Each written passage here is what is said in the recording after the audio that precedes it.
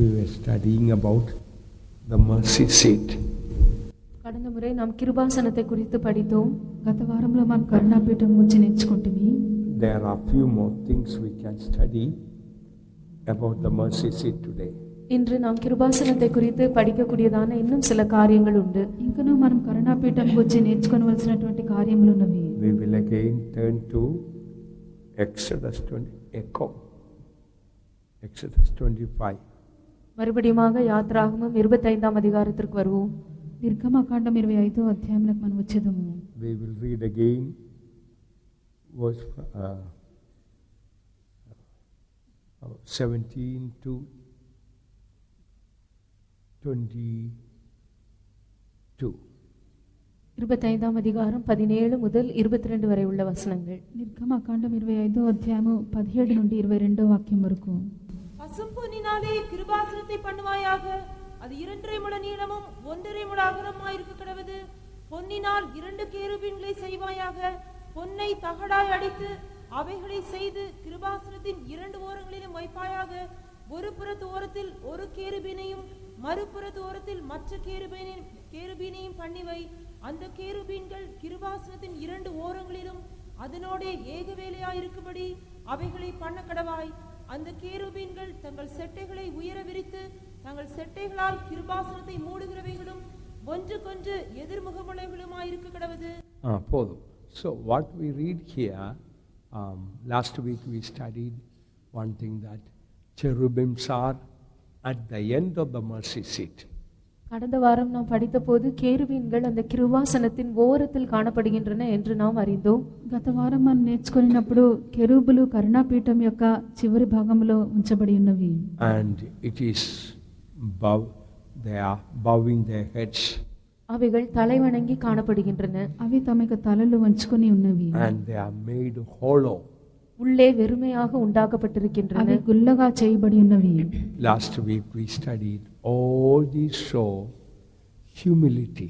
கடந்த முறை இவை எல்லாம் தாழ்மையை காட்டுகின்றன என்று நாம் படித்தோம். గత వారంలో మనము ఇవన్నీ కూడా తగ్గింపునే సూచించునవని ఎరిగితిమి. Last week we also studied, if really God loves us, it is possible God will keep us last. கடந்த வாரம் தேவன் நம்மை உண்மையாகவே நேசிப்பார் என்றால் நம்மை கடைசியாக வைப்பார் என்றும் நாம் படித்தோம். గత వారంలో మనము నిజంగానే ప్రభు మనల్ని ప్రేమించినట్లయితే మనలను చివరి వారిగా ఆఖరి వారిగానే ఉంచును. Although apostles are first in the church, but they are called last.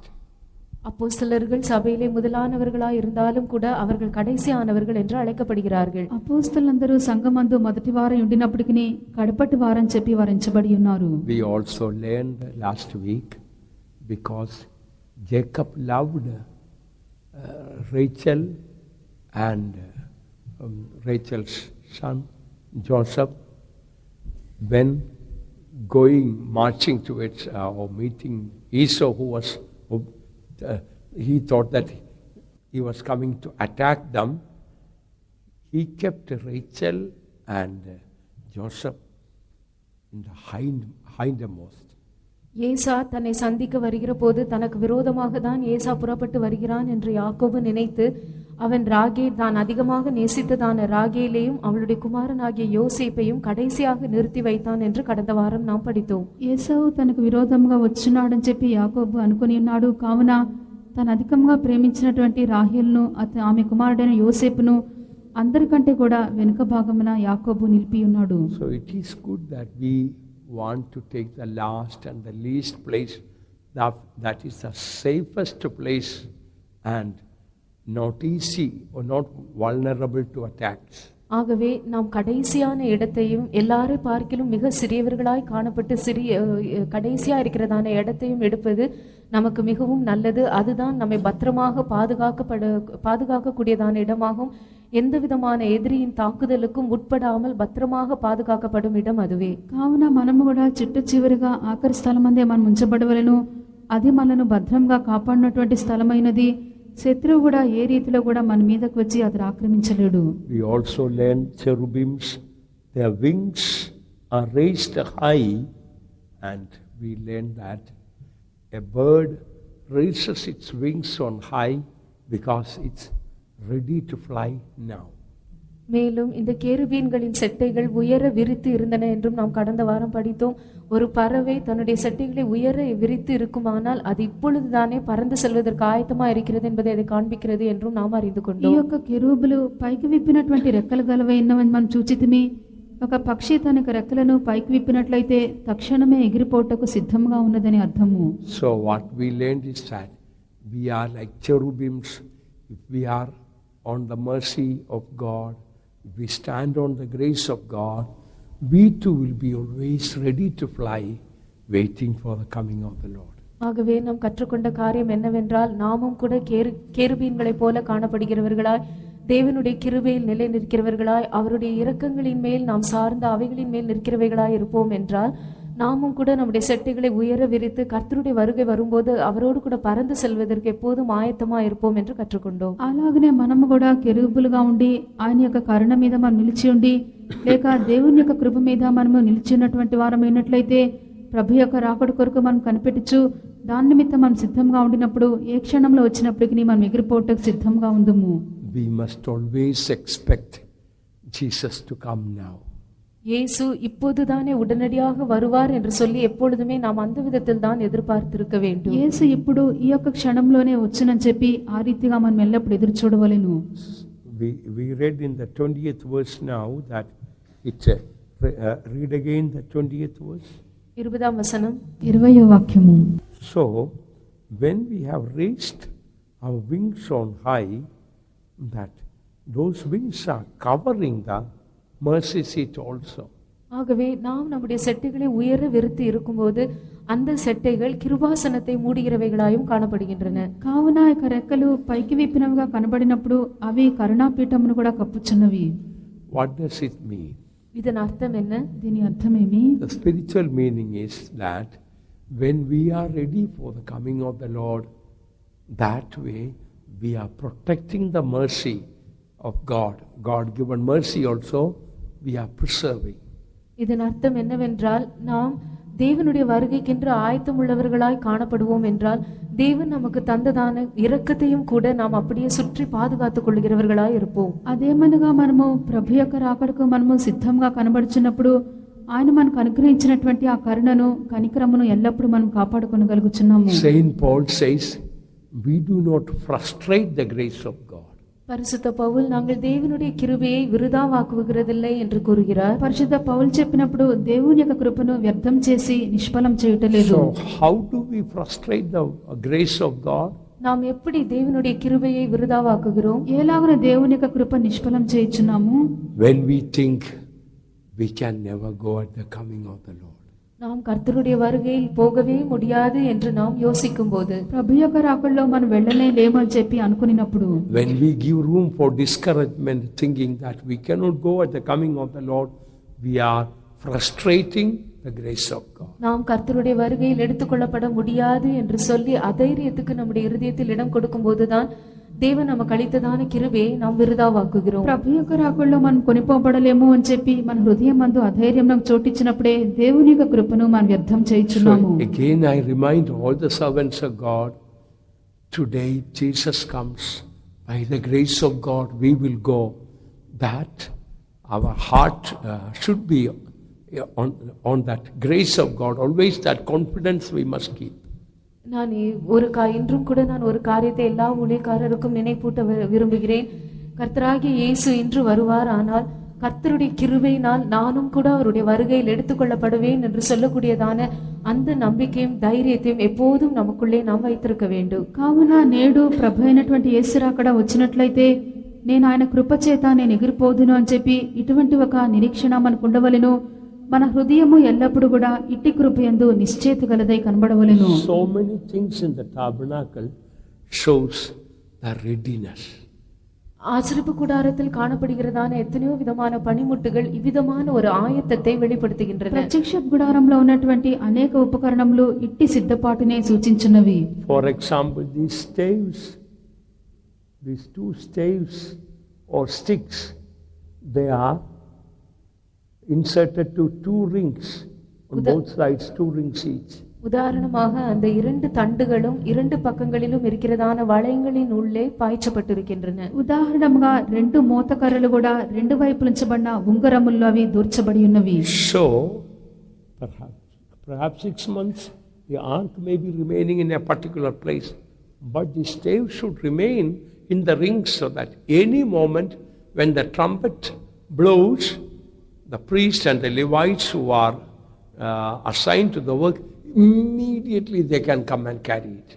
No time to take the staves and insert into the rings. ஒருவேளை இந்த உடன்படிக்கை பெட்டி எந்த இடத்திலாகிலும் வைக்கப்பட்டிருக்கலாம். ஆனால் எக்காலம் ஊதப்படும் போது உடனடியாக இந்த உடன்படிக்கை பெட்டியை சுமக்கும்படியாக நியமிக்கப்பட்டதான ஆசாரியர்கள் உடன் தானே வந்து அந்த பெட்டியை சுமக்கும்படியாக அந்த தண்டு எப்பொழுதுமே அந்த வளையத்தின் ஊடாக பாய்ச்சப்பட்டுதான் இருக்க வேண்டும். அவர்கள் பின்பு வந்து அந்த தண்டை எடுத்து வளையத்தின் உள்ளே அவர்கள் அதை செலுத்தி அதன் பின்பு அதை சுமக்கக்கூடியதான ஒரு நிலவரம் ఉండకూడదు. నిబంధన మందసం ఎక్కడైనా ఉండవచ్చును. ఆయనను బూర ఊదబడినప్పుడు యాజకులను లేవీయులను నియమించబడిన వారు వచ్చి నిబంధన మందసంను వారు మోసుకొని వెళ్ళినట్లుగా మోతకర్రలు ఎల్లప్పుడూ కూడా వాటి యొక్క ఉంగరముల్లోనే దూర్చబడి ఉండవలెను.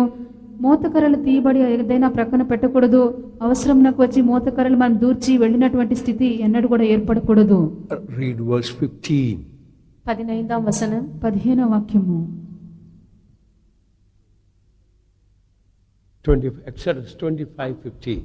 அந்த தண்டுகள் பெட்டியிலிருந்து கலற்றப்படாமல் அதன் வளையங்களிலே இருக்க வேண்டும். So the staves shall be in the rings of the ark, they shall not be taken from it.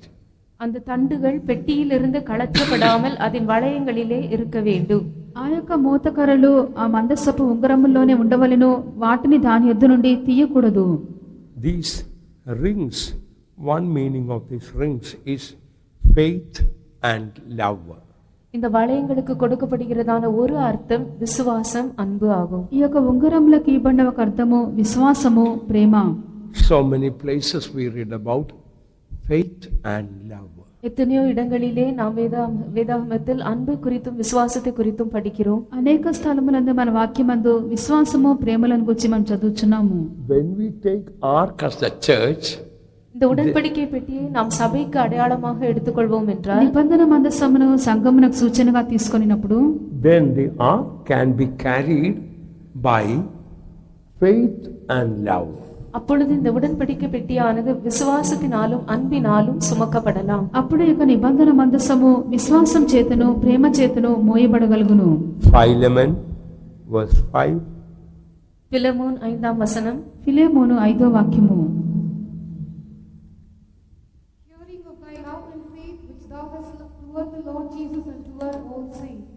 தமிழில் 4వ வசனம். 4వ వాక్యము. கர்த்தராகிய இயேசுவினிடத்திலும் எல்லா பரிசுத்தவான்களிடத்திலும் உள்ள உம்முடைய அன்பையும் உம்முடைய விசுவாசத்தையும் நான் கேள்விப்பட்டேன். So here Saint Paul speaks about the faith and love Philemon had. இந்த இடத்திலே பிலமோனுக்கு உண்டாயிருந்ததான விசுவாசத்தையும் அன்பையும் குறித்து பரிசுத்த பவுல் பேசுகிறார். ఇక్కడ ఫిలెమోనుకు ఉన్నటువంటి విశ్వాసమును, ప్రేమను గురించి పౌలు చెప్పుచున్నాడు. Faith in the Lord and love to the saints. கர்த்தரிடத்தில் விசுவாசமும் பரிசுத்தவான்களிடத்தில் அன்பும். ప్రభు ఎడల విశ్వాసమును, పరిశుద్ధుడి ఎడల ప్రేమ. We need these both to carry the burden of the church of God. தேவனுடைய சபையின் பாரத்தை சுமக்கும்படியாக இந்த இரண்டு காரியங்களும் நமக்கு மிக அவசியம். దేవుని యొక్క సంఘం యొక్క భారం మనం మోయుటకు ఈ రెండు కార్యములు మనకు ఆవశ్యకము. These what we see here, these wings are joined together.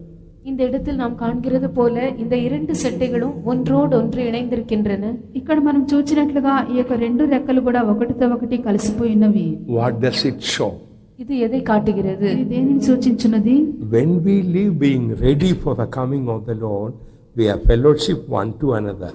நாம் கர்த்தருடைய வருகைக்கென்று ஆயத்தம் உள்ளவர்களாய் ஜீவிக்கும் போது ஒருவரோடொருவர் ஐக்கியம் உள்ளவர்களாயும் காணப்படுவோம். ప్రభు యొక్క రాకడ కొరకై మనం సిద్ధపాటుతో జీవించినప్పుడు ఒకరి ఎడల ఒకరము ఐక్యత కలవారమే ఉందుము. When we are out of fellowship with God, we will be out of fellowship with saints also. நாம் தேவனோடு ஐக்கியம் இல்லாமல் இருக்கும்போது పరిశుద్ధవాన్களிடத்திலும் ఐక్యం ఇల్లాமல் పోయివిడు. దేవునితో మనకు సహవాసం లేకుండా పోయినప్పుడు పరిశుద్ధులతో కూడా మనకు సహవాసం లేకుండా పోవు. Same way, when we are out of fellowship with saints, that shows we are out of fellowship with God. அதுபோலவே நாம் பரிசுத்தவான்களிடத்தில் ஐக்கியம் இல்லாமல் இருப்போம் என்றால் நாம் தேவனிடத்திலும் ஐக்கியம் இல்லாமல் இருக்கிறோம் என்பது అర్థం. అలాగనే మనకు పరిశుద్ధులతో సహవాసం లేకుండా ఉన్నప్పుడు దేవునితో కూడా మన సహవాసం లేదని చెప్పి అర్థము. As last week I mentioned, when we cannot get on well with others, it shows our life is not right with God.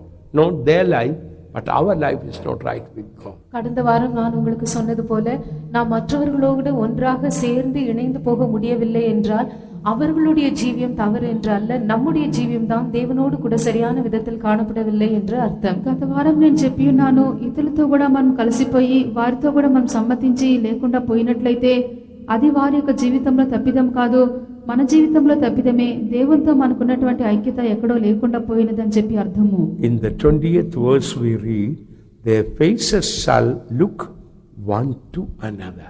20ஆம் வசனத்தில் அவைகள் முகங்கள் ஒன்றுக்கொன்று எதிர்முகமாக இருக்க வேண்டும் என்று நாம் வாசிக்கிறோம். 20వ వాక్యమందు వాటి యొక్క ముఖములు ఒంటింటికి ఎదురుగా ఉన్నవి. If they have to look face to face, one thing, the middle is Shekinah glory. The holy fire of God is in the middle. ஒரு காரியம், அந்த இரண்டு கேருபீன்களும் ஒன்றுக்கொன்று எதிர்முகம் உள்ளவைகளாய் இருக்க வேண்டும் என்றால் அவைகளுக்கு இடையே காணப்படுகிறதான షెకైనా మహిமை దేవునుடைய పరిశుద్ధ అగ్ని அந்த இடத்தில் உண்டு. ఆ యొక్క రెండు కెరూబులు కూడా ముఖములో ఒంటింటికి ఎదురుగా ఉండవాలంటే వాటి యొక్క మధ్యలో షెకైనా మహిమైన దేవుని మహిమ దిగి వచ్చి ఉండును. So that shows if they have to look at one another, they have to look through the Shekinah glory of God.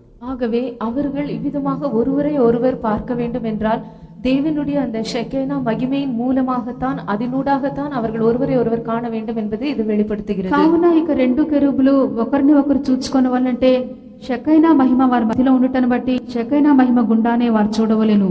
So when we stand on the grace of God, we see others through God only.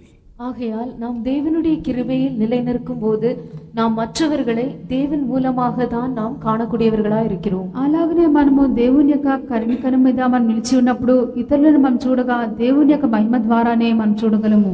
When we see others, we only see others through the glory of God.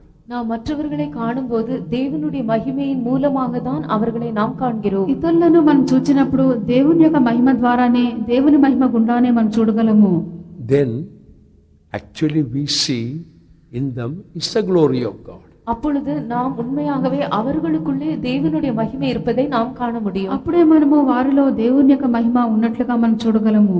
And when they look at us, they also carry the glory of God, Shekinah glory. They also see glory in us. அவர்களும் நம்மை காணும்போது தேவனுடைய மகிமையாகிய அந்த ஷெகைனா மகிமையின் மூலமாக தான் நம்மையும் அவர்கள் காண முடியும். ஆகவே நம்மிலும் அவர்கள் தேவனுடைய மகிமையை தான் காண்கிறார்கள். వారు కూడా మనం చూడవాలంటే దేవుని యొక్క షెకైనా మహిమ మూలముగా దాని గుండానే వారు చూడగలరు. అప్పుడు మన యందు కూడా వారు దేవుని యొక్క మహిమను కనుగొనగలవారయుందురు. Many of the truths that I mentioned, I don't go into the details, but if you write it down, so many other truths you perhaps later on when you meditate you will be able to know that. நான் இப்பொழுது உங்களுக்கு சொல்லுகிறதான அநேக சத்தியங்களின் ஆழமான கருத்துக்களை நான் உங்களுக்கு சொல்வதில்லை. ஆனால் நீங்கள் அவைகளை எல்லாம் எழுதி குறித்துக் கொள்வீர்கள் என்றால் பின்பு நீங்கள் அதை வாசித்து தியானிக்கும் போது இதனை பற்றி இன்னும் ஆழமான கருத்துக்களை தேவன் உங்களுக்கு வெளிப்படுத்துவார். ఇప్పుడు మీతో చెప్పుచున్నటువంటి సత్యములను నేను గూఢంగా వివరించట్లేదు. మీరు వ్రాసుకొని తర్వాత వెళ్ళి ధ్యానించినప్పుడు దాని నుండి అనేకమైన సత్యములను ప్రభు మీకు కనపరచును. Like these cherubims, if we remain in the grace of God, even if you look at your enemy, the one who hates you, all what you see in that face will be the glory of God.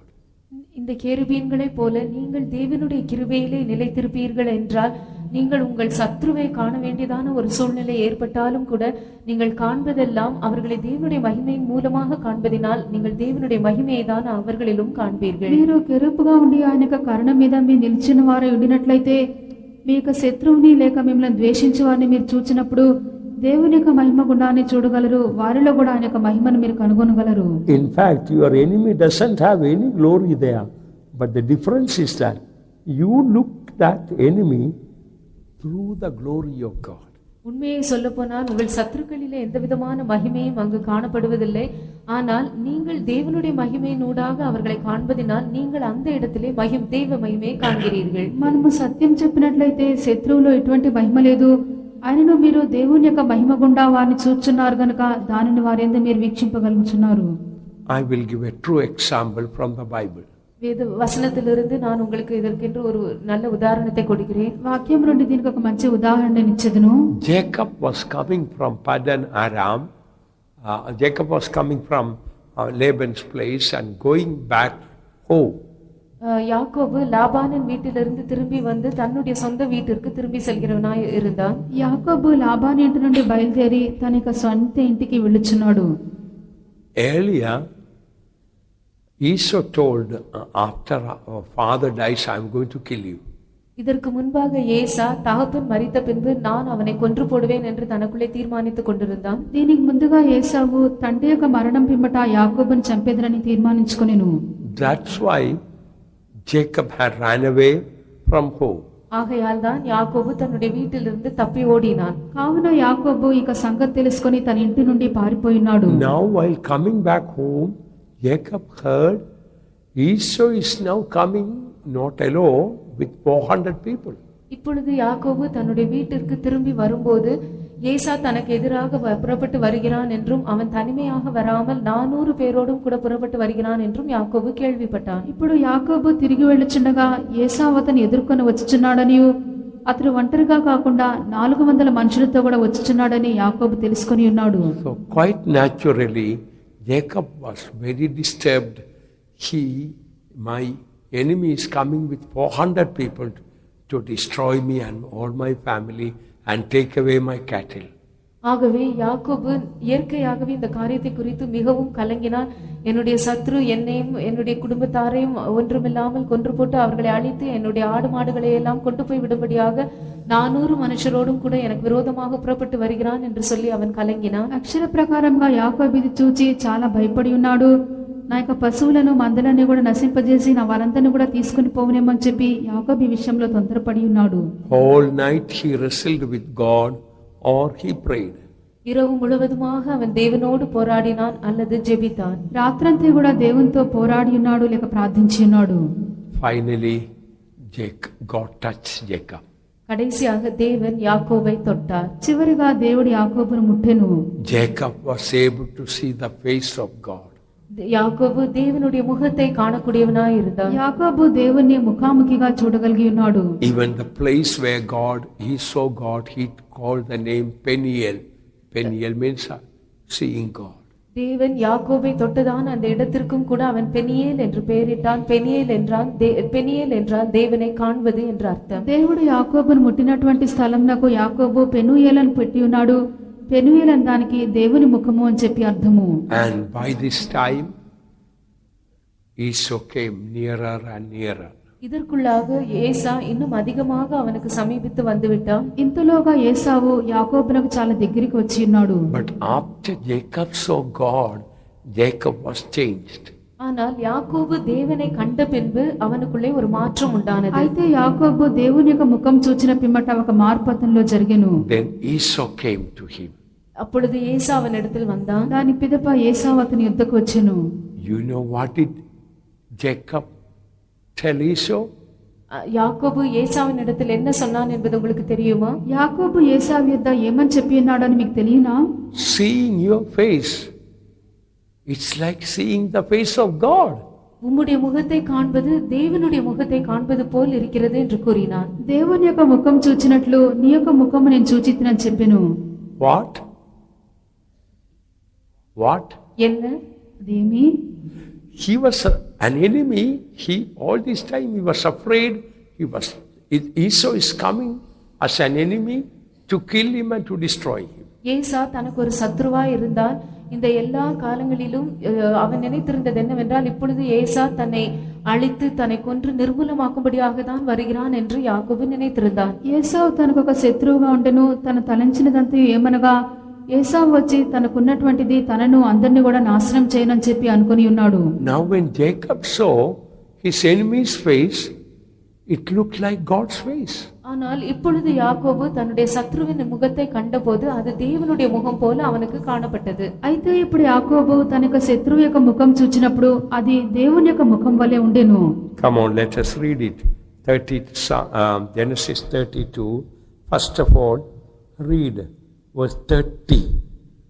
முதலாவதாக ஆதியாகமம் 32ஆம் அதிகாரம் 30ஆம் வசனத்தை வாசிப்போம். మొట్టమొదటిగా ఆదికాండం 32వ అధ్యాయము 30వ వాక్యం చదువుడి. அப்பொழுது யாக்கோபு, நான் தேவனை முகமுகமாய் கண்டேன், உயிர் தப்பி பிழைத்தேன் என்று சொல்லி அந்த ஸ்தலத்துக்கு பெனியேல் என்று பெயரிட்டான். Right. Jacob called the name of the place Peniel, for I have seen God face to face, and my life is preserved. So, now Jacob has seen the face of God. இப்பொழுது யாக்கோபு தேவனுடைய முகத்தை கண்டிருக்கிறான். ఇప్పుడు యాకోబు దేవుని యొక్క ముఖం చూచి ఉన్నాడు. Afterwards, when Jacob looked at Esau's face, how was that? 33 verse 10. Genesis 33.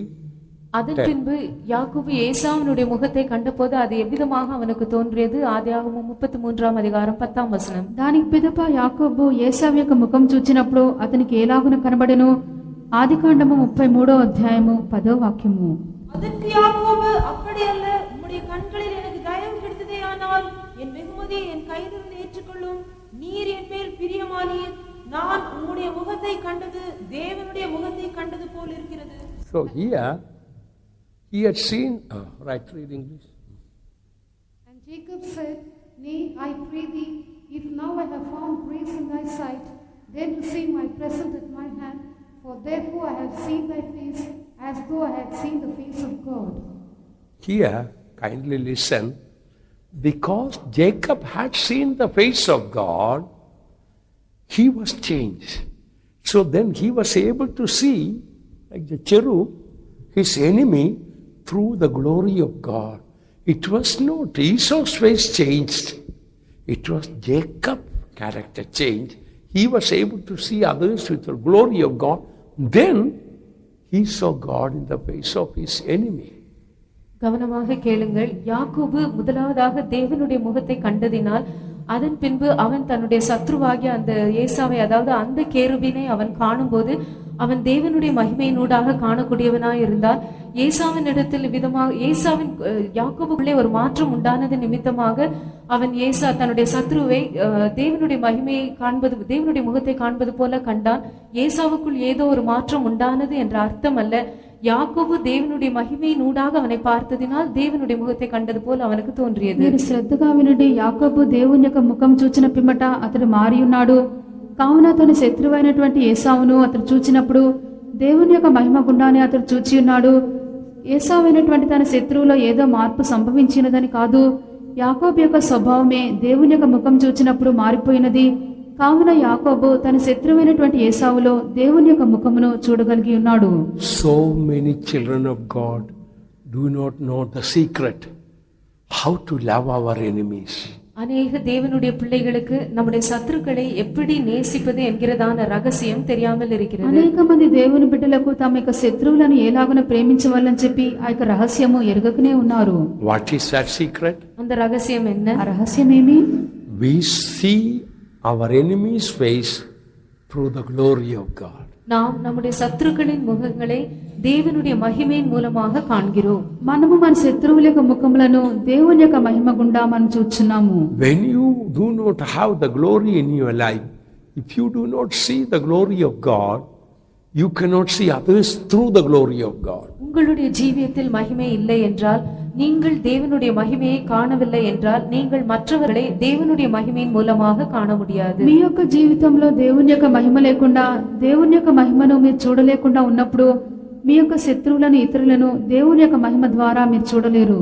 When we see others through the glory of God, our worst enemy's face will be like God's face. That's wonderful. நாம் மற்றவர்களை நம் தேவனுடைய மகிமையினூடாக காணும்போது நமக்கு மிகவும் சத்துருக்களாய் காணப்படுகிறவர்களுடைய முகமும் கூட நமக்கு தேவனுடைய முகம் போலதான் காணப்படும். మనం నిజంగానే దేవుని ప్రేమించిన వారమే కనబడినప్పుడు మనకు బద్ధ శత్రువులుగా ఉన్నటువంటి వారి యొక్క ముఖం కూడా ఎలాగున కనబడును, అది దేవుని యొక్క ముఖం వల్లనే కనబడును. దీనిలో ఆశ్చర్యం ఏమీ లేదు. Not only that, as the word of God says, when a man's ways please God, his enemies become his friends. அது மட்டுமல்லாமல் கர்த்தருடைய வசனம் சொல்வது என்னவென்றால், ஒரு மனுஷனுடைய வழிகள் தேவனுக்கு பிரியமாய் இருக்கும் என்றால் அவனுடைய சத்துருக்களும் கூட அவனோடு சமாதானமாகி அவனுக்கு நண்பர்களாக மாறும்படி செய்வார். దేవుని యొక్క వాక్యం ఏమని చెప్పుచున్నది, ఒకని యొక్క ప్రవర్తన నడక యెహోవాకు ప్రీతికరమగునప్పుడు ఆయన వారి శత్రువులను సహా వారికి మిత్రులనుగా చేయును. Read that in Proverbs chapter.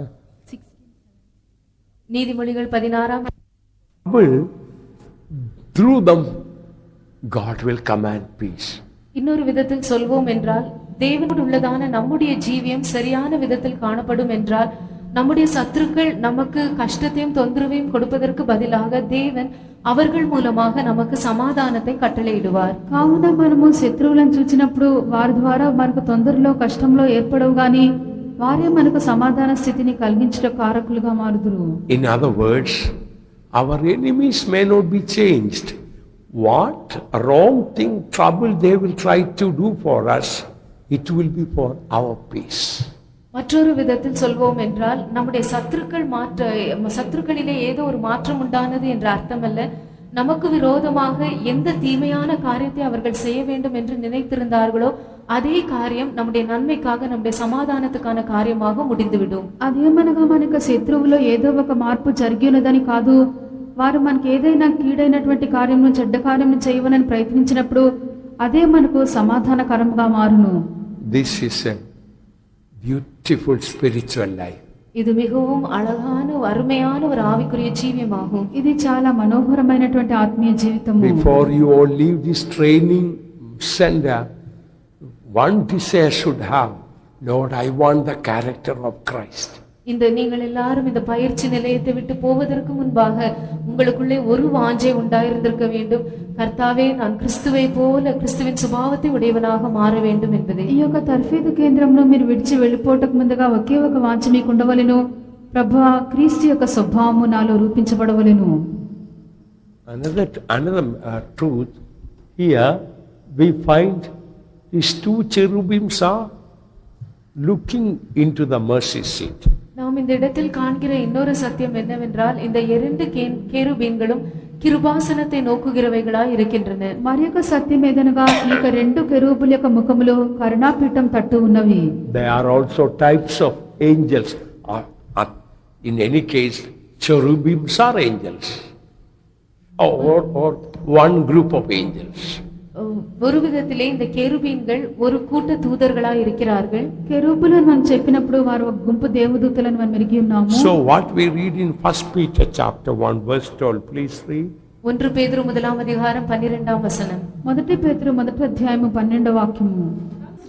That not unto themselves, but unto us they did minister the things which are now reported unto you by them that have preached the gospel unto you with the Holy Ghost sent out from heaven, which things the angels desire to look into. Which things the angels desire to look into. இவைகளை உற்று பார்க்க தேவதூதரும் ஆசையாய் இருக்கிறார்கள். దేవదూతలు ఈ కార్యములను తొంగి చూడగోరుచున్నారు. Even the heavenly angels are looking into this marvelous New Testament life and ministry. பரலோகத்தில் உள்ளதான தேவதூதர்களும் கூட இவ்வளவு ஆச்சரியமான இந்த புதிய ஏற்பாட்டு சபையையும் அதன் ஊழியத்தையும் குறித்து ஆச்சரியமாக உற்று பார்க்க ஆசையா இருக்கிறார்கள். పరలోకంలో ఉన్నటువంటి దూతలందరూ కూడా చాలా ఆశ్చర్యకరంగా క్రొత్త నిబంధన సేవను ఈ యొక్క జీవితమును వారు తొంగి చూడగోరుచున్నారు. Even these holy angels, they cannot understand this, the mysteries of the church, the purity, the revelation, the grace, the glory. They just cannot understand. So they are curiously looking into this. இந்த பரிசுத்த தூதர்களும் கூட சபைக்கு கொடுக்கப்பட்டதான அதனுடைய மகிமை, அதனுடைய கிருபை, அதனுடைய தூய்மை, இவ்வளவு மேன்மையான ஜீவியம், இவை எல்லாவற்றையும் இதன் ரகசியத்தையே அறிய முடியாமல் இருக்கிறார்கள். ஆகவே அவர்கள் இந்த காரியங்களை எல்லாம் உற்று நோக்கி பார்க்க ఆశయాయి இருக்கிறார்கள். పరిశుద్ధ దూతలైనటువంటి వారు కూడా ఇక సంఘమును గురించి దానికి ఇవ్వబడినటువంటి ప్రకటనలను గురించి మహిమయు కృపయు దాని యొక్క అత్యంతమైనటువంటి శక్తిని గురించి వారు ఎరగకుండా కనబడటం బట్టి ఈ యొక్క కార్యములని కూడా ఎంతో అత్యాసక్తితో వారు తొంగి చూస్తున్నారు. Beloved ones, many mysteries and the glories of the church is unknown to me.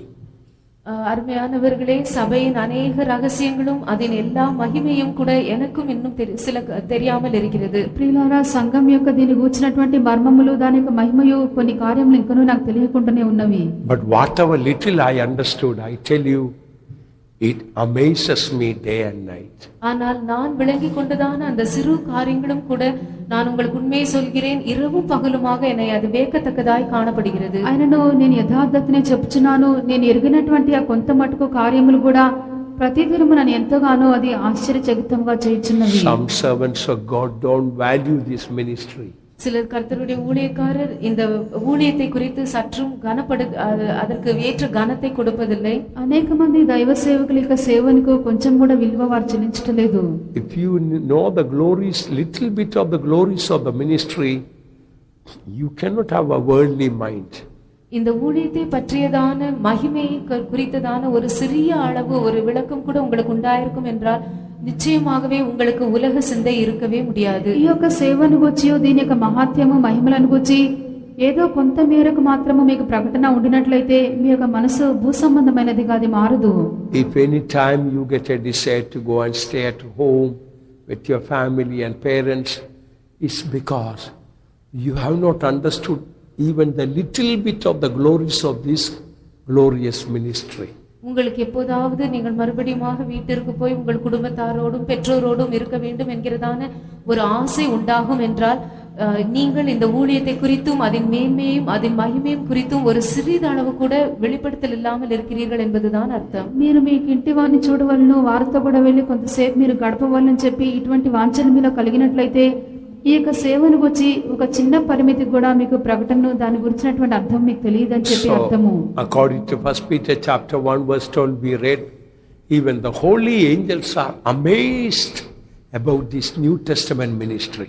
ஆகவே 1 பேதுரு 1ஆம் அதிகாரம் 12ஆம் வசனத்தில் நாம் வாசித்தது போல பரிசுத்த தேவதூதர்களும் கூட இந்த புதிய ஏற்பாட்டின் ஊழியத்தை குறித்து அவ்வளவு அதிகமாக ஆச்சரியப்படுகிறார்கள். 1 పేతురు 1వ అధ్యాయం 12వ వాక్యమందు మనం చదివినట్లుగా పరిశుద్ధ దేవదూతలు కూడా క్రొత్త నిబంధన సేవను గురించి అంతగా ఆశ్చర్యచకితులవుచున్నారు. Let us go to another aspect of the mercy seat. கிருபாசனத்தின் இன்னொரு அம்சத்திற்கு நாம் வருவோம். కరుణాపీఠం యొక్క మరొక అంశమునకు వచ్చేదము. This mercy seat and cherubims are one beaten work. That is means they are made as one. They are made as one. இந்த கேருபீன்களும் இந்த கிருபாசனமும் ஏக வேலையாய் அடித்து செய்யப்பட்டிருக்கின்றன, ஒரே பொருளாக இணைந்து செய்யப்பட்டுள்ளன. కెరూబులు కరుణాపీఠం మనం చూచినప్పుడు రెండును ఏకాండంగా చేయబడి ఉన్నవి. అవన్నీ కూడా ఒకే పనిగా నక్షి పనిగా చేయబడిను. This for the ark, this mercy seat is like a lid, a cover. இந்த உடன்படிக்கை பெட்டிக்கு இந்த கிருபாசனம் தான் ஒரு மூடியை போல் காணப்படுகிறது. నిబంధన మందసమునకు కరుణాపీఠ ఒక మూత వలె ఉన్నది. So this lid can be removed and put back also. ஆகவே இந்த மூடி எடுக்கப்பட்டு மறுபடியுமாக அதன் இடத்திலே வைக்கப்பட்டு மூடப்படலாம். మూత తీయబడగలుగును, అది మరలా దానికి స్థానంలో పెట్టబడగలుగును. But the cherubims cannot be removed from the mercy seat. They both are made as one beaten work. ஆனால் கேருபீன்களை கிருபாசனத்திலிருந்து நாம் எடுத்துவிட முடியாது. కేరుబీన్கள் அந்த கிருபாசனத்தோடு கூட சேர்ந்து ஏக வேலையாய் செய்யப்பட்டிருக்கின்றன. కెరూబులను మనం వేరుగా కరుణాపీఠం ఎదురు నుండి తీయలేము. ఎందుకనగా కెరూబులు కరుణాపీఠము ఏకముగా ఉన్నవి, ఏకాంతముగా అవి చేయబడి ఉన్నవి. What is a spiritual meaning? இதன் ஆவிக்குரிய அர்த்தம் என்ன? దీని యొక్క ఆత్మీయ అర్థం ఏమి? We know this is consecrated servants of God and mercy seat is a type of Christ. கேருபீன்கள் என்பது பிரதிஷ்டை பண்ணப்பட்டதான கர்த்தருடைய ஊழியக்காரரை குறிக்கிறது என்றும் கிருபாசனம் கிறிஸ்துவுக்கு அடையாளமாக இருக்கிறது என்பதையும் நாம் அறிந்திருக்கிறோம். కెరూబులు ప్రతిష్ఠించబడినటువంటి దైవ సేవకులకు, కరుణాపీఠము ప్రభువైన యేసుకు సాదృశ్యముగా ఉన్నదని ఎరిగి ఉన్నాము. We are directly united with Christ. நாம் கிறிஸ்துவோடு கூட நேரடியாக ஒன்றாக சேர்த்து இணைக்கப்பட்டிருக்கிறோம். మనము తిన్నగా నేరుగా క్రీస్తుతో కూడా మనం ఏకం చేయబడి ఉన్నాము. Ark is a type of church. உடன்படிக்கை பெட்டி சபைக்கு அடையாளமாய் இருக்கிறது. మందసము సంఘంనకు సూచన ఉన్నది. Please listen, this ark is not directly connected with the cherubims. தயவுசெய்து கேளுங்கள், இந்த உடன்படிக்கை பெட்டி நேரடியாக கேருபீன்களோடு இணைக்கப்படவில்லை. దయచేసి వినుడి, మందసము తిన్నగా కెరూబులతో అది కలపబడి ఉండలేదు. Indirectly united, the cherubims are indirectly united to the ark through the mercy seat. இந்த கேருபீன்கள் கிருபாசனத்தின் மூலமாகத்தான் மறைமுகமாக உடன்படிக்கை பெட்டியோடு இணைக்கப்பட்டிருக்கின்றன. ఈ యొక్క కెరూబులు తిన్నగా కావు, కరుణాపీఠం ద్వారానే మందసంతో కూడా అది చేర్చబడి ఉన్నవి. So our relationship with the church is through Christ. ஆகவே சபையோடு கூட உள்ளதான நம்முடைய ஐக்கியம் என்பது கிறிஸ்துவின் மூலமாகத்தான் உண்டாயிருக்கிறது. కావున సంఘంతో మనకున్నటువంటి ఐక్యత సహవాసము అది క్రీస్తు ద్వారానే ఉన్నది. Ark can be separated from the mercy seat, but the cherubims cannot be separated from the mercy seat. உடன்படிக்கை பெட்டியை நாம் கிருபாசனத்திலிருந்து பிரித்து விடலாம், ஆனால் கேருபீன்களையோ கிருபாசனத்திலிருந்து பிரிக்கவே முடியாது. మందసమును మనము కరుణాపీఠం నుండి మనం వేరు చేయవచ్చును, అయితే కెరూబులను మనము కరుణాపీఠం నుండి వేరు చేయలేము. Our relationship to the church should be through Christ only. சபையோடு உள்ளதான நம்முடைய ஐக்கியம் என்பது கிறிஸ்துவின் மூலமாக மட்டும்தான் இருக்க வேண்டும். సంఘమునకు మనకున్నటువంటి ఐక్యత సహవాసము అది క్రీస్తు ద్వారా మాత్రమే ఉండవలెను. Sometimes after you go from the training center and become an in charge of a faith home, சில வேளைகளிலே நீங்கள் இந்த பயிற்சி நிலையத்தை விட்டு போய் ஒரு சபைக்கு பொறுப்பானவர்களாக மாறும்போது, ఒకవేళ ఇక్కడ నుండి మీరు బదిలీ చేయబడి ఏదైనా సంఘమునకు బాధ్యులుగా ఉంచబడినప్పుడు, some servants of God come to a stage they don't have time to spend in prayer with the Lord, fellowship with God, to read God's holy word. They are very busy in the church. சில கர்த்தருடைய ஊழியக்காரர் தாங்கள் தேவனுடைய சமூகத்தில் காத்திருந்து ஜெபத்தில் தங்கள் சமயத்தை செலவழிக்கவோ, கர்த்தருடைய பரிசுத்த வசனத்தை வாசித்து அதை தியானிப்பதில் செலவழிப்பதோ, கர்த்தரோடு உள்ள ஐக்கியத்தில் தாங்கள் அவ்விதமாக நிலைத்திருந்து அதற்கென்று சமயம் எடுப்பதோ போன்றதான காரியங்கள் ஒன்றும் இல்லாமல் சபையை பற்றியதான காரியங்களில் மிகவும் அலுவலாக மாறிவிடுகிறார்கள். అప్పుడు కొంతమంది దైవ సేవకులు ప్రార్థనతో తమ దేవునితో మాట్లాడి సమయం గడుపుటి ఎందునో, లేక పరిశుద్ధ వాక్యమును వారు చదివి ధ్యానించి దాని యందు సమయమును వారు గడుపుటి ఎందునో వారు ఉండకుండా సంఘమునకు వచ్చినటువంటి కార్యములందు చాలా హడావిడిగా ఉందురు. It will appear as if the cherubims are attached to the ark rather than attached to the mercy seat. அது இந்த கேருபீன்கள் நேரடியாக உடன்படிக்கை பெட்டியோடு கிருபாசனத்தோடு இணைந்திருப்பதற்கு பதிலாக நேரடியாக உடன்படிக்கை பெட்டியோடு இணைந்திருப்பது போல் காணப்படும். ఇది ఏలాగున కనబడుచున్నదనగా కెరూబులు తిన్నగా మందసంతోనే కలిసిపోయినట్లుగా ఉన్నవి, కెరూబులు కరుణాపీఠంతో కలిసినట్లుగా కనబడుటలేదు. So as a type, what we learn from here, cherubims should be attached to the mercy seat, and from the mercy seat cherubims cannot be separated. நிழலாட்டமாக இந்த காரியத்திலிருந்து நாம் என்ன கற்றுக்கொள்கிறோம்? கேருபீன்கள் எப்பொழுதும் கிருபாசனத்தோடு ஒன்றாக ஏக வேலையாய் இணைந்திருக்கத்தான் வேண்டும். எக்காரணத்தை கொண்டும் இந்த கேருபீன்கள் கிருபாసనத்திலிருந்து பிரிக்கப்படவே முடியாது. ఈ యొక్క కెరూబులు కరుణాపీఠంతో ఏకాండంగా ఉండి ఏకంగా అవి కనబడుచున్నవి. ఎన్నడూ కూడా కెరూబులను మనం కరుణాపీఠం యొద్ద నుండి వేరు చేయనేలేము. So Jesus has chosen the disciples.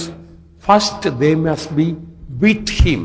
கர்த்தராகிய இயேசு தம்முடைய சீஷர்களை தமக்காக தெரிந்து கொள்ளும்போது முதலாவதாக அவர்கள் தம்மோடு கூட இருக்கும்படியாக தெரிந்து கொண்டார் என்று நாம் பார்க்கிறோம். కావున ప్రభువైన యేసు కూడా తన శిష్యులను ఏర్పరచుకొనినప్పుడు మొట్టమొదటిగా వారు తనతో కూడా ఉండవల్లని ఏర్పరచుకొనెను. And then only they were sent out to preach. அதன் பின்புதான் பிரசங்கிக்கும்படியாக அவர்கள் வெளியே அனுப்பப்பட்டார்கள். దాని పిదప సువార్తను ప్రకటించుటకు వారు పంపించబడి ఉన్నారు. Mark 3:14. మార్కు సువిశేషం 3వ అధికారం 14వ వచనం. మార్కు సువార్త 3వ అధ్యాయము 14వ వాక్యము. அப்பொழுது அவர் 12 பேரை தெரிந்து கொண்டு அவர்கள் தம்மோடே கூட இருக்கவும் பிரசங்கம் பண்ணும்படியாக தாம் அவர்களை அனுப்பவும், And he ordained 12 that they should be with him, and that he might send them forth to preach. So beloved servants of God, one day you may become responsible workers, but don't get directly attached to the church. Only attachment through Christ. ஆகையால் அருமையான கர்த்தருடைய ஊழியக்காரரே, ஒரு நாள் நீங்கள் எல்லாரும் சபைக்கு பொறுப்பான ஊழியக்காரராக மாறுவீர்கள். அப்பொழுது நீங்கள் நேரடியாக சபையோடு இணைந்து போகக்கூடாது. நீங்கள் சபையோடு ஐக்கியம் வைப்பது, ఇணைந்திருப்பதெல்லாம் క్రీస్తుவின் మూలமாக மட்டும்தான் இருக்க வேண்டும். ప్రియులారా, ఒక దినమున మీరందరూ సంఘమునకు బాధ్యులుగా పంపించబడుదురు. అప్పుడు మీరు సంఘముతో తిన్నగా ఎటువంటి కలుసుకొనుటయో చేర్చబడుటయో ఉంచుకొనకూడదు. క్రీస్తు ద్వారా మాత్రమే మీకు ఐక్యత సంఘంతో ఉండవలెను. When you work in a place, afterwards God may send you to another place, but don't get attached to the old place where you worked. ஒரு இடத்தில் நீங்கள் ஊழியம் செய்த பின்பு தேவன் அதற்கு பின்பு உங்களை வேறொரு இடத்திற்கு அனுப்பக்கூடும். நீங்கள் மற்றொரு இடத்திற்கு சென்ற பின்பு நீங்கள் முதலில் ஊழியம் செய்திருந்ததான அந்த இடத்தில் உள்ள ஜனங்களோடு ஐக்கியம் வைக்கக்கூடாது. ఒక స్థలంలో మీరు సేవ చేసినప్పుడు అక్కడ నుండి ప్రభువు మరొక స్థలంలోకి మిమ్మల్ని పంపించవచ్చును. అప్పుడు మీరు ఈ రెండవ స్థలంలోకి వెళ్ళిన పిమ్మట మొదటి స్థలంలో ఉన్నటువంటి విశ్వాసులతో ఎటువంటి ఒక ఐక్యత మీరు ఉంచుకొనకూడదు. If we are attached to the mercy seat only, when the mercy seat is lifted up, then ark also lifted up. நாம் கிருபாசனத்தோடு சேர்ந்து இணைக்கப்பட்டிருந்தால் மட்டும்தான் இந்த கிருபாசனம் எடுத்துக்கொள்ளப்படும் போது உடன்படிக்கை பெட்டியும் சேர்ந்து எடுத்துக்கொள்ளப்படும். మనము కరుణాపీఠంతో చేర్చబడినప్పుడు మాత్రమే కరుణాపీఠం ఎత్తబడినప్పుడు దానితో మందసం కూడా ఎత్తబడును. Now let us look at another important truth about the mercy seat.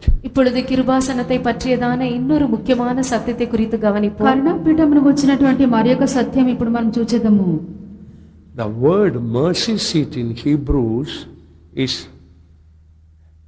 corporate, K-A-R-P-O-R-E-T-H. Mercy seat means corporate. கிருபாசனம் என்கிறதான இந்த பதம் எபிரேய பாஷையிலே கார்ப்பரேட் என்கிறதான வார்த்தையிலிருந்து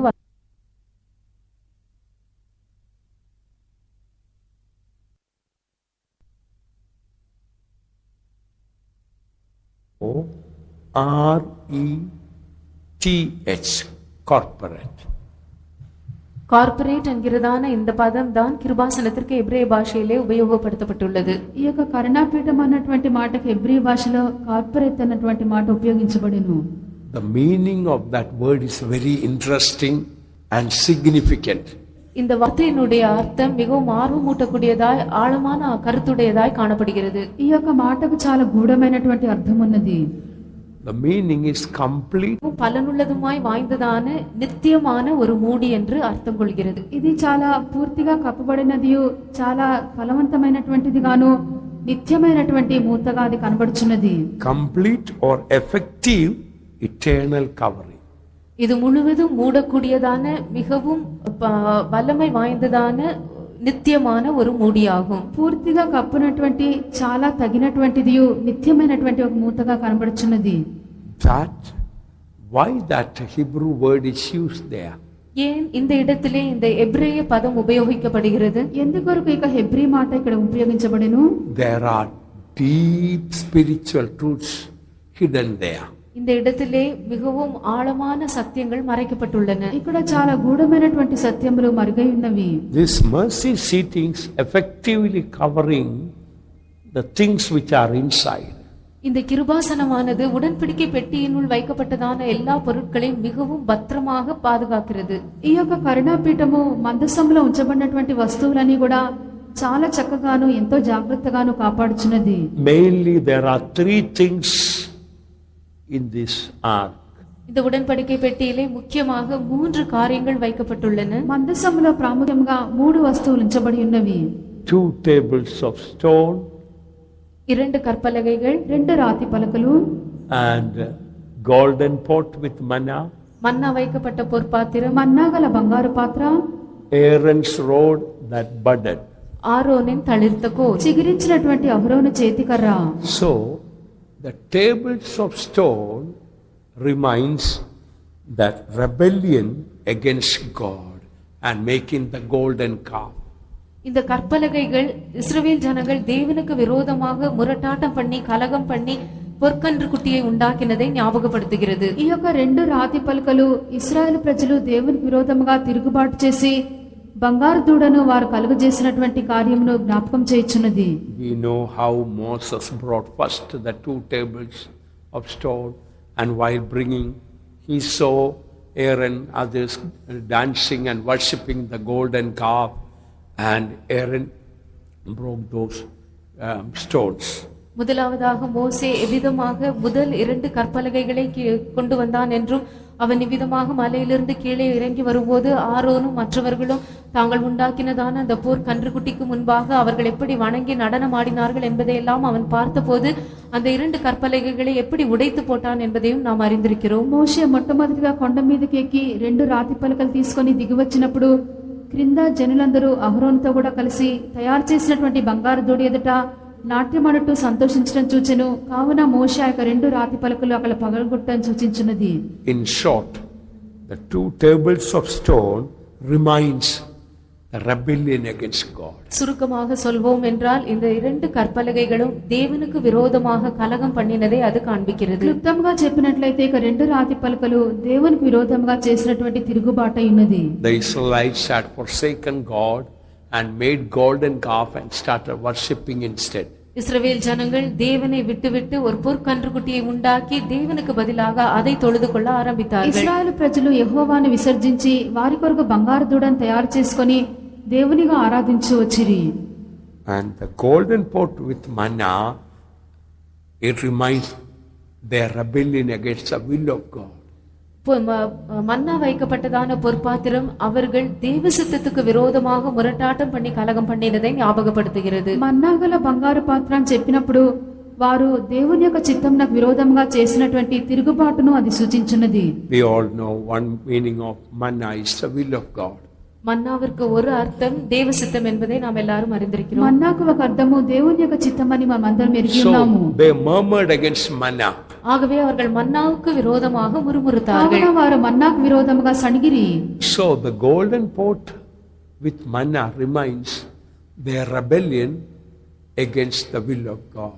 ஆகவே மன்னா வைக்கப்பட்டதான பொற்பாத்திரம் அவர்கள் தேவ சித்தத்துக்கு விரோதமாக கலகம் பண்ணினதை ஞாபகப்படுத்துகிறது. కావున మన్నాగల బంగారు పాత్ర దేవుని యొక్క చిత్తంకు విరోధముగా వారు తిరుగుబాటు చేసినది సూచించున్నది. What does the Aaron's rod that budded reminds? ஆரோனின் தளிர்த்த கோல் எதை ஞாபகமூட்டுகிறது? చిగిరించినటువంటి అహరోను చేతికర్ర దేనిని సూచించినది? Perhaps some of you may remember that Korah and company rebelled against the servants of God. Are you the only servants of God?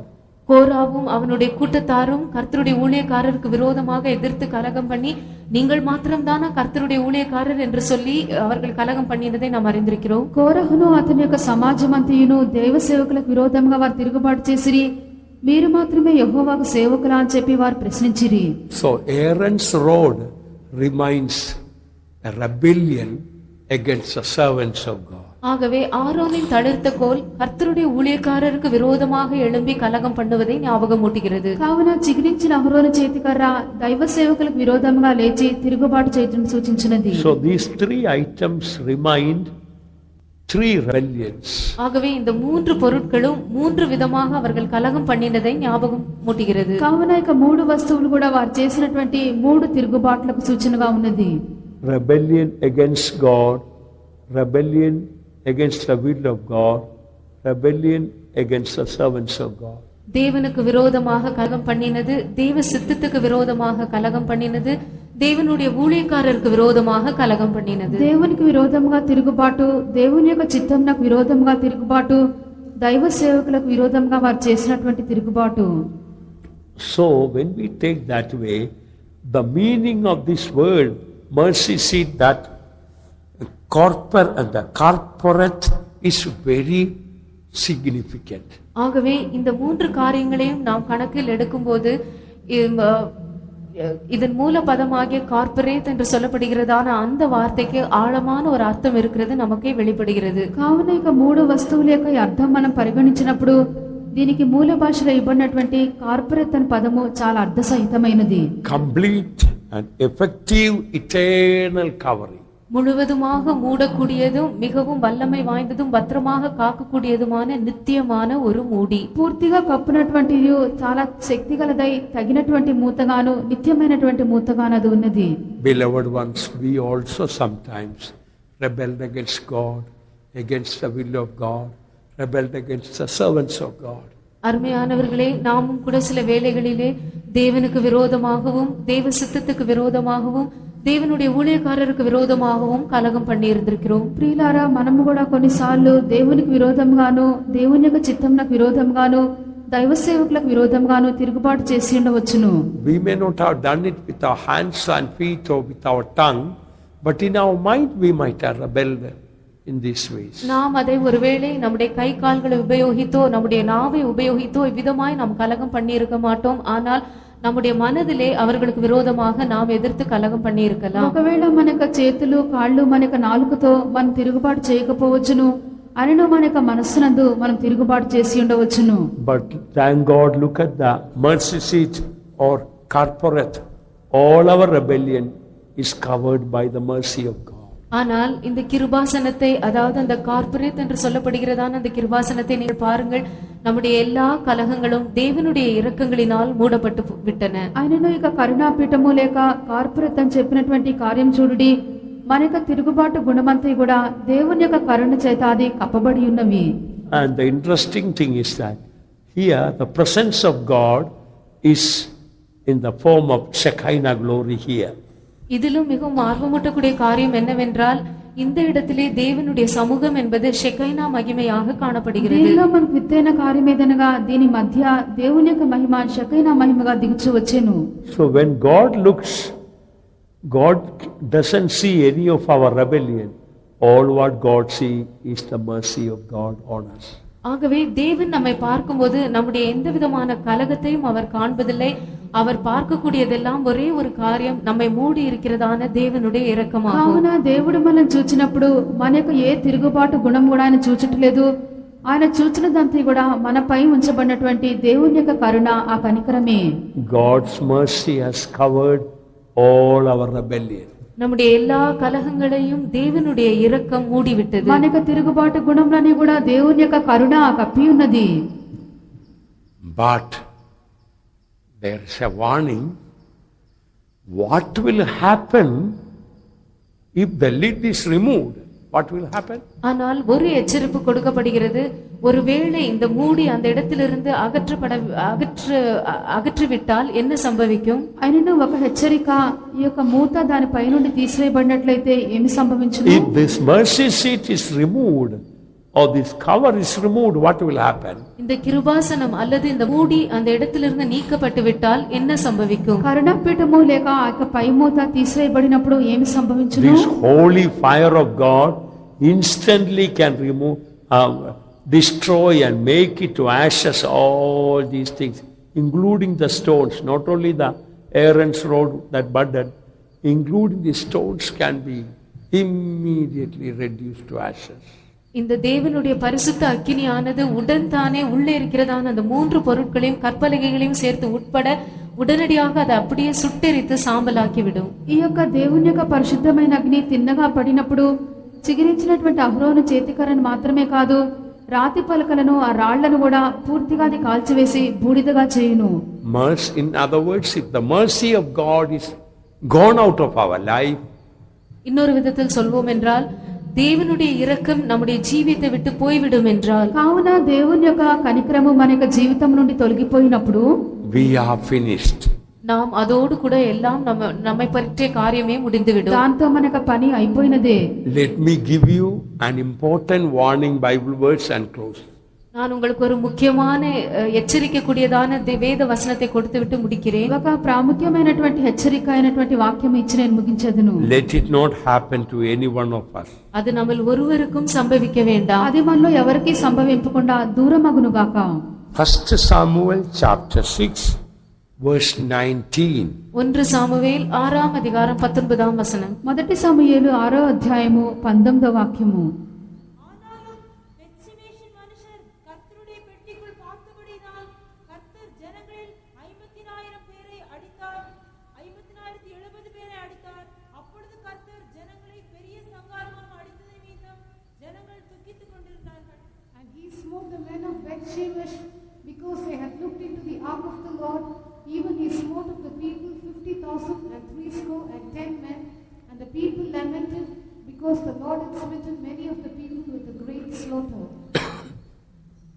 Some of you know the story. The ark of God was coming to Bethshemesh. தேவனுடைய உடன்படிக்கை பெட்டியானது பெத்ஷெமேசுக்கு கொண்டு வரப்பட்டது. ఈ యొక్క సంభవం మీరు ఎరిగి ఉందరు. దేవుని యొక్క మందసము బెత్షెమెషునకు తీసుకొని రాబడుచుండెను. On the way, God smote the men of Bethshemesh. Why? வருகிற வழியில் தேவன் பெத்ஷெமேசின் மனுஷரை அடித்தார். ஏன்? ఆయనను బెత్షెమెషు వారిని యెహోవా ముత్తియున్నాడు. ఎందుకు? Because they looked into the ark of the Lord. அவர்கள் கர்த்தருடைய பெட்டிக்குள் பார்த்ததினால் தேவன் அவர்களை அடித்தார். యెహోవా మందసం తెరిచి దాని లోపలికి చూచి ఉన్నారు. Listen, it doesn't say they looked at the ark or look on the ark. No, looked into the ark. அவர்கள் கர்த்தருடைய பெட்டியை பார்த்தார்கள் என்றோ அல்லது கர்த்தருடைய பெட்டியின் மேல் பார்த்தார்கள் என்றோ சொல்லப்படாமல் கர்த்தருடைய பெட்டிக்குள் பார்த்தார்கள் என்று சொல்லப்படுகிறது. వారు మందసం చూచిన్నారనియో లేక మందసం పైన వారు చూచిన్నారని వ్రాయబడలేదు. మందసం తెరిచి దాని లోలుగా చూచిరి. So many saints' opinion is that they were curious to know what is inside the box. So they might have removed the lid to look into these things inside the ark. ஆகவே இதை குறித்த அநேக பரிசுத்தவான்களுடைய அபிப்பிராயம் என்னவென்றால் இந்த பெத்ஷெமேசின் மனுஷர் இந்த பெட்டிக்குள் என்ன இருக்கிறது என்பதை கண்டறிய ஆவலாய் இருந்தார்கள். அப்படி அந்த பெட்டிக்குள் வைக்கப்பட்டதான அந்த பொருட்களை பார்க்கும்படியாக மேலே இருக்கிறதான அந்த மூடியை அவர்கள் எடுத்திருக்க வேண்டும். அந்த மூடியை எடுத்துவிட்டு அதன் பின்புதான் பெட்டிக்குள் அவர்கள் பார்த்திருக்க வேண்டும். కావున అనేకులు ఆశపడుచున్నదేమనగా మందసములో ఏమి ఉంచబడినదని చెప్పి వారు చూడగోర్చున్నారు. పైన ఉన్నటువంటి మూత వారు తీసినప్పుడు మాత్రమే లోపల ఉన్నటువంటి కార్యములను వారు చూడగలుగురు.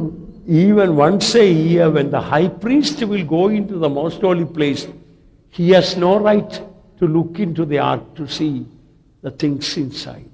வருஷத்திற்கு ஒருமுறை பிரதான ஆசாரியனும் கூட மகா பரிசுத்த ஸ்தலத்திற்குள் பிரவேசிக்கும் போது அவனுக்கும் கூட அந்த உடன்படிக்கை பெட்டிக்குள் என்ன இருக்கிறது என்று பார்ப்பதற்கேற்ற உரிமையே கிடையாது. సంవత్సరంనకు ఒకసారి ప్రధాన యాజకుడు అతి పరిశుద్ధ స్థలంలోనికి ప్రవేశించినప్పుడు కూడా మందసము లోపల ఏమి ఉన్నదని చూచుటకు అతనికి కూడా ఏ హక్కు లేదు.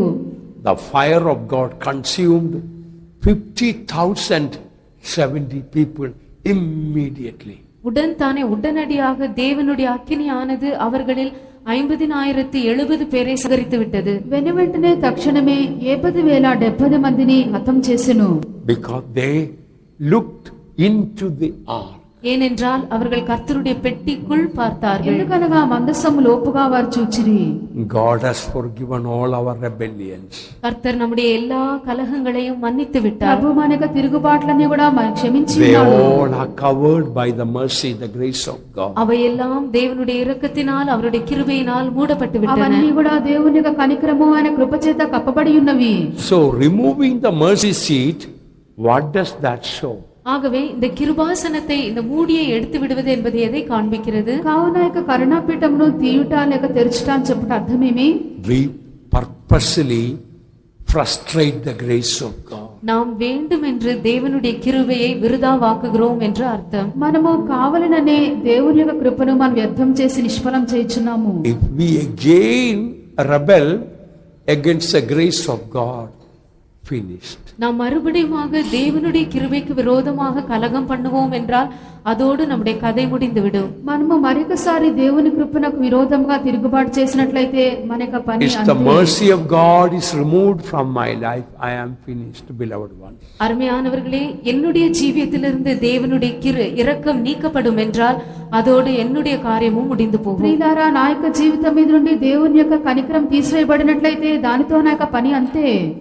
Pride and rebellion can be like our removing the lid out of the ark. பெருமையும் கலகமும் என்பது உடன்படிக்கை பெட்டியின் மேல் இருக்கிறதான அந்த மூடியை எடுத்து விடுவதற்கு சமானமாயிருக்கிறது. గర్వము తిరుగుబాటు అన్నటువంటి గుణములే మందసం మీద ఉన్నటువంటి కరుణాపీఠమును మనం తీర్చున్నామని చెప్పి అర్థము. Then all these will be instantly consumed அப்பொழுது உடன் தானே அதன் உள்ளே இருக்கிறதான இந்த எல்லா பொருட்களும் சுட்டெரித்து ఆ సాంబలాக்கப்படும். మూత తీయబడినప్పుడు వెంటనే లోపల ఉన్నటువంటి వస్తువులన్నీ కూడా కాల్చివేయబడి బూడిద అయిపోవును. What does that mean? அதன் அர்த்தம் என்ன? దానికి అర్థమేమి? These two tables, we know that it shows the love of God and love to our neighbor, love to human beings. இந்த இரண்டு கற்பலகைகளும் நாம் தேவனிடத்தில் அன்பு கூறுவதையும் பிறரிடத்தில் மற்ற மனுஷரிடத்தில் அன்பு கூறுவதையும் காண்பிக்கிறது என்பது நமக்கு தெரியும். రెండు రాతి పలకలు అనగా దేవుని ప్రేమించుటయు ఇతర పొరుగువారిని కూడా ప్రేమించుటయు మనం ఎరిగి ఉన్నాము. Manna doing the perfect will of God. மன்னா என்பது தேவனுடைய பரிபூர்ண சித்தத்தை செய்வதை காண்பிக்கிறது. మన్నా దేవుని యొక్క సంపూర్ణమైన చిత్తం చేయుటై ఉన్నది. Aaron's rod shows our consecrated ministry. ஆரோனின் தளிர்த்த கோல் நம்முடைய பிரதிஷ்டை பண்ணப்பட்ட ஊழியத்தை காண்பிக்கிறது. చిగిరించినటువంటి అహరోను చేతికర ప్రతిష్ఠించబడిన మన సేవ అయి ఉన్నది.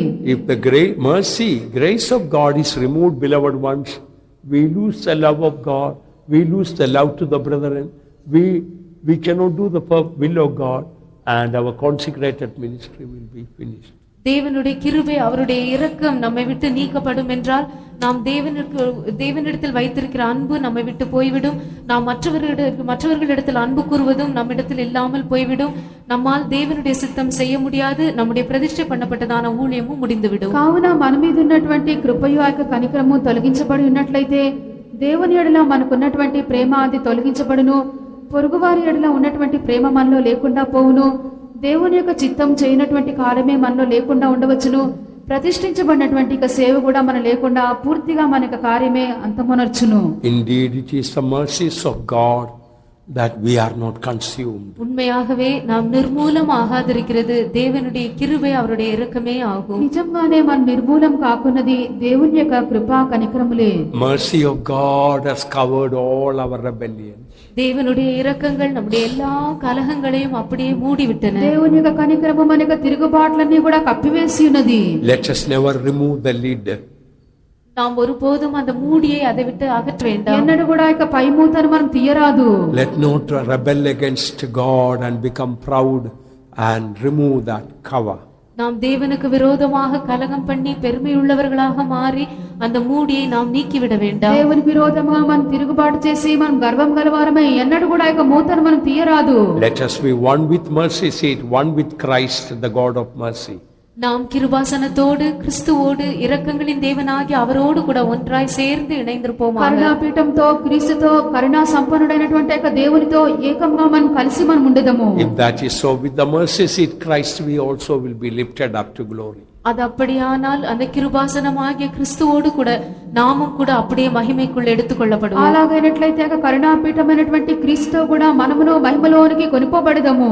Shall we all pray? நாம் எல்லாரும் ஜெபம் మనమందరం ప్రార్థించుదాము. Hallelujah. Father, we pray. Thank you, God. Hallelujah.